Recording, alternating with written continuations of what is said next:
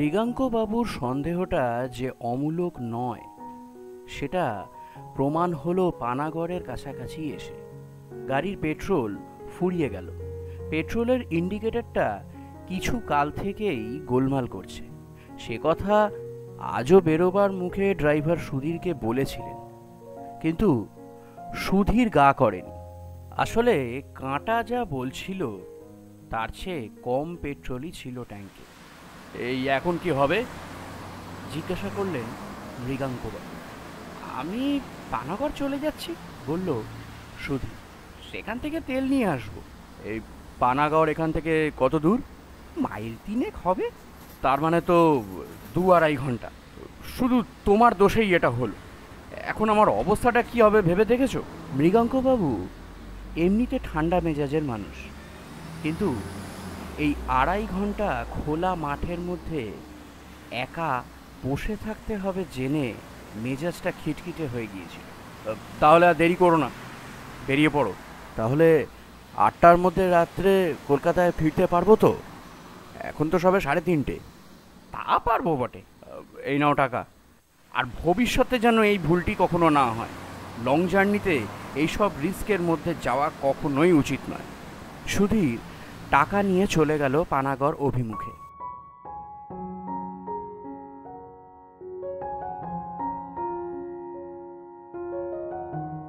মৃগাঙ্ক শেখর মুখোপাধ্যায় খ্যাতনামা জনপ্রিয় সাহিত্যিক। দুর্গাপুরে একটা ক্লাবের সাংস্কৃতিক অনুষ্ঠানে তাকে ডাকা হয়েছিল মানপত্র দেওয়া হবে বলে। ট্রেনে রিজার্ভেশন পাওয়া যায়নি, তাই অগত্যা মোটরে যাত্রা। সকালে চা খেয়ে বেরিয়েছিলেন, আর ফেরার পথে এই দুর্যোগ। মৃগাঙ্কবাবু কুসংস্কারে বিশ্বাস করেন না। পাঁজিতে দিনক্ষণ দেখে যাত্রা করাটা তার মতে কুসংস্কার। কিন্তু আজ পাঁজিতে যাত্রা নিষিদ্ধ বললে তিনি অবাক হবেন না। আপাতত গাড়ি থেকে নেমে আড় ভেঙে তিনি তার চারদিকটা ঘুরে দেখে নিলেন।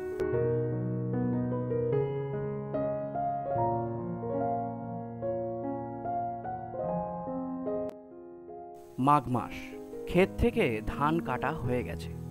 চারিদিক ধুধু করছে মাঠ।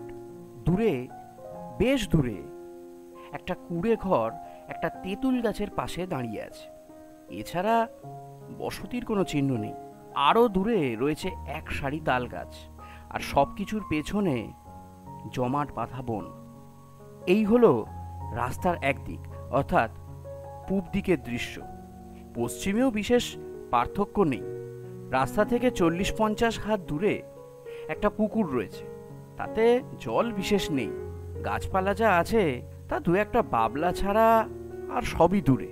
এদিকেও 2-1টা কুড়ে ঘর রয়েছে, কিন্তু মানুষের কোনো চিহ্ন নেই। আকাশের উত্তরে মেঘ দেখা গেলেও এদিকটা রোদ। মাঠের মধ্যে দাঁড়িয়ে আছে কেবল একটা কাকতাড়ুয়া। শীতকাল হলেও রোদের তেজ আছে বেশ। তাই মৃগাঙ্কবাবু গাড়িতে ফিরে এলেন। তারপর ব্যাগ থেকে একটা গোয়েন্দা কাহিনী বার করে পড়তে আরম্ভ করলেন। এর মধ্যে 2টো অ্যাম্বাসাডার আর একটা লরি চলে গেছে তার পাশ দিয়ে। তার মধ্যে একটা কলকাতার দিকেও গেছে, কিন্তু কেউ তার অবস্থা জিজ্ঞেস করার জন্য থামেনি। মৃগাঙ্কবাবু মনে মনে বললেন, বাঙালিরা এ ব্যাপারে বড় স্বার্থপর হয়। নিজের অসুবিধা করে পরের উপকার করাটা তাদের কুষ্ঠিতে লেখা নেই। তিনি নিজেও কি এদের মতন ব্যবহার করতেন? হয়তো তাই। তিনিও তো বাঙালি। লেখক হিসাবে তার খ্যাতি আছে ঠিকই, কিন্তু তাতে তার মজ্জাগত দোষগুলোর তো কোনো সংস্কার হয়নি। উত্তরের মেঘটা অপ্রত্যাশিতভাবে দ্রুত এগিয়ে এসে সূর্যটাকে ঢেকে ফেলেছে। সঙ্গে সঙ্গে এসেছে একটা ঠান্ডা হাওয়া। মৃগাঙ্কবাবু ব্যাগ থেকে পুল ওভারটা বার করে পড়ে নিলেন। এদিকে সূর্য দ্রুত নিচের দিকে নেমে এসেছে। 5টার মধ্যেই অস্ত যাবে, তখন ঠান্ডা বাড়বে। কি মুশকিলে ফেললো তাকে সুধীর। মৃগাঙ্কবাবু দেখলেন যে বইয়ে তিনি মন দিতে পারছেন না। তার চেয়ে নতুন গল্পের প্লট ভাবলে কেমন হয়। ভারত পত্রিকা তার কাছে একটা গল্প চেয়েছে, সেটা এখনো লেখা হয়নি।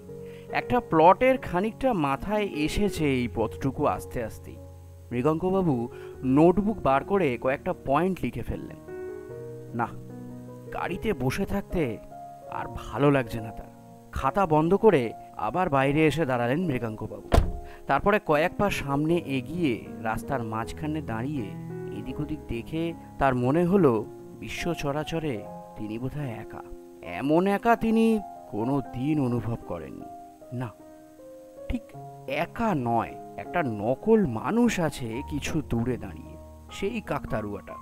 মাঠের মধ্যে এক জায়গায় কি যেন একটা শীতের ফসল রয়েছে একটা ক্ষেতে, তারই মাঝখানে দাঁড়িয়ে আছে কাকতাড়ুয়াটা। একটা খাড়া বাঁশ মাটিতে পোতা, আর তার সঙ্গে আড়াআড়িভাবে একটা বাঁশ ছড়ানো হাতের মতো দুদিকে বেরিয়ে আছে। এই হাত দুটো গলানো রয়েছে একটা ছেঁড়া জামার দুটো আস্তিনের মধ্যে দিয়ে। খাড়া বাঁশটার মাথায় রয়েছে একটা উপুর করা মাটির হাঁড়ি। দূর থেকে দেখে ঠিক বোঝা যায় না, কিন্তু মৃগাঙ্কবাবু অনুমান করলেন যে সেই হাঁড়ির রং কালো, আর তার ওপর সাদা রং দিয়ে আঁকা রয়েছে ডেবা ডেবা চোখ আর মুখ। আশ্চর্য, এই জিনিসটা পাখিরা আসল মানুষ ভেবে ভুল করে, আর তার ভয়ে খেতে এসে উৎপাত করে না। পাখিদের বুদ্ধি কি এতই কম? কুকুর তো এ ভুল করে না, তারা মানুষের গন্ধ পায়। কাক চড়ুই কি তাহলে সে গন্ধ পায় না?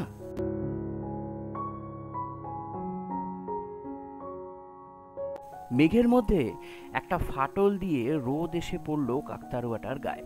মৃগাঙ্কবাবু লক্ষ্য করলেন যে জামাটা কাকতাড়ুয়ার গায়ে পরানো হয়েছে সেটা একটা ছিটের শার্ট। কার কথা মনে পড়লো ওই ছেঁড়া লাল কালো ছিটের শার্টটা দেখে? মৃগাঙ্কবাবু অনেক চেষ্টা করেও মনে করতে পারলেন না, তবে কোনো একজনকে তিনি এইরকম একটা শার্ট পরতে দেখেছেন, তবে সেটা বেশ কিছুকাল আগে।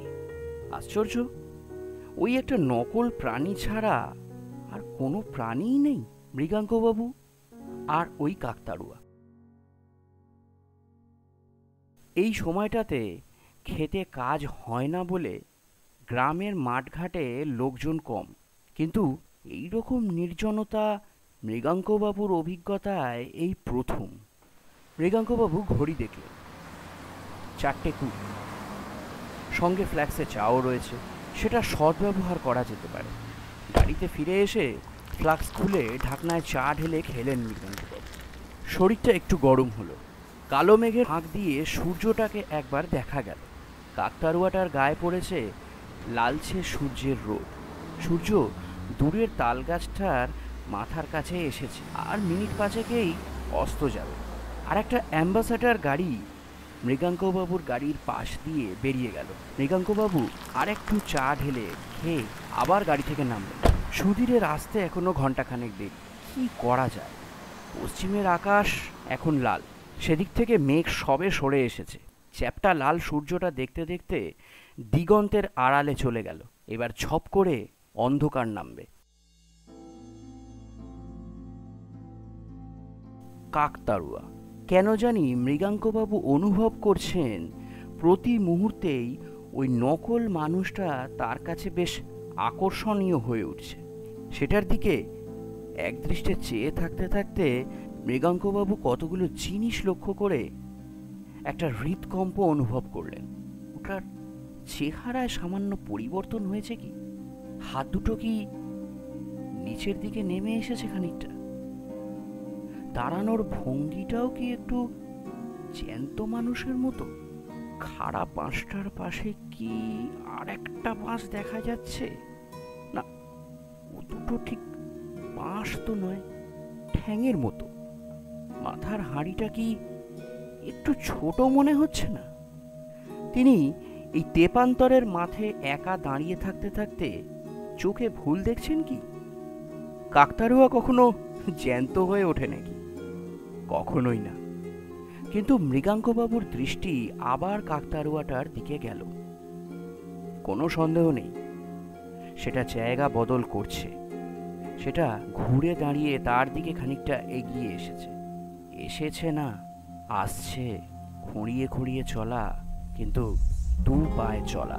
হাঁড়ির বদলে একটা মানুষের মাথা, গায়ে এখনো সেই ছিটের শার্ট, আর তার সঙ্গে মালকোচা দিয়ে পরা খাটো ময়লা ধুতি। বাবু, মৃগাঙ্কবাবুর সমস্ত শরীরের মধ্যে দিয়ে একটা শিহরণ খেলে গেল। কাকতাড়ুয়া মানুষের গলায় ডেকে উঠেছে, এবং এই গলাও তার চেনা। এ হলো তাদের এককালের গৃহকর্মী অভিরামের গলা। এদিকেই তো ছিল অভিরামের দেশ। একবার তাকে জিজ্ঞাসা করেছিলেন মৃগাঙ্কবাবু।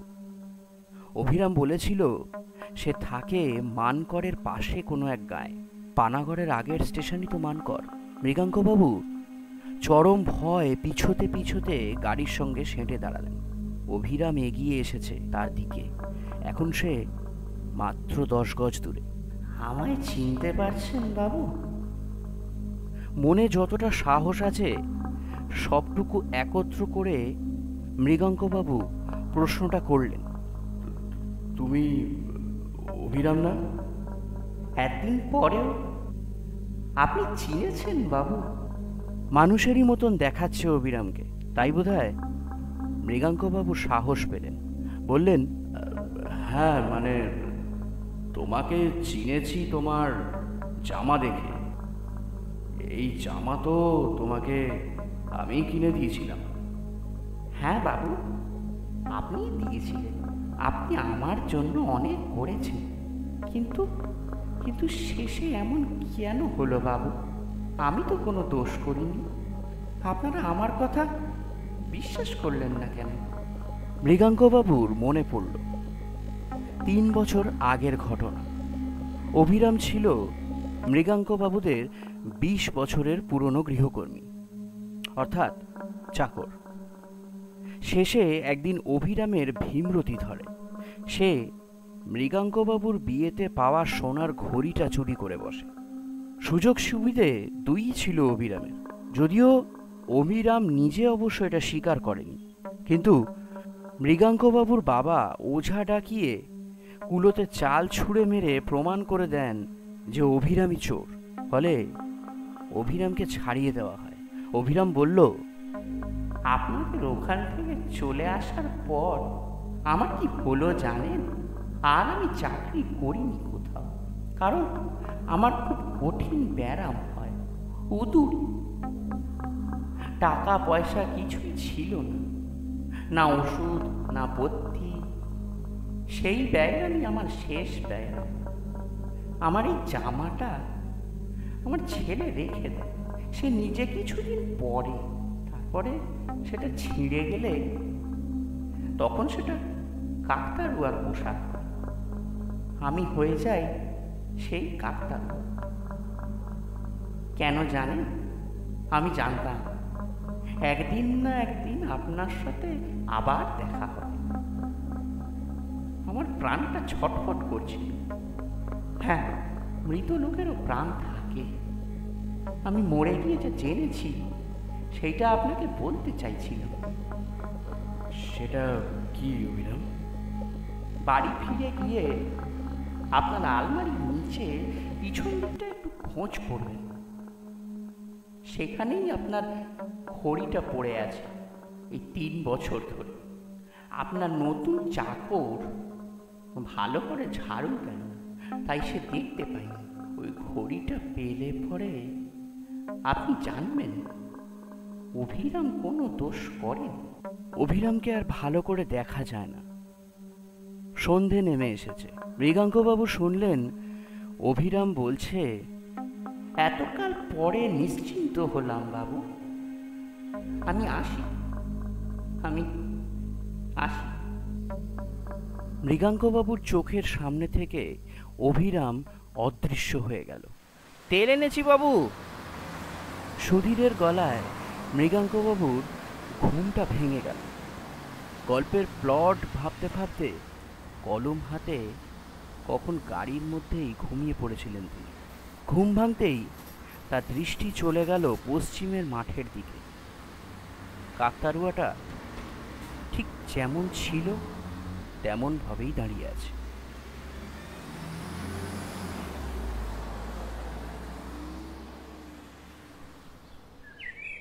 বাড়িতে এসে আলমারির তলায় খুঁজতেই ঘড়িটা বেরিয়ে পড়ল। মৃগাঙ্কবাবু স্থির করলেন, ভবিষ্যতে আর কিছু গেলেও ওঝার সাহায্য আর তিনি কোনোদিন নেবেন না।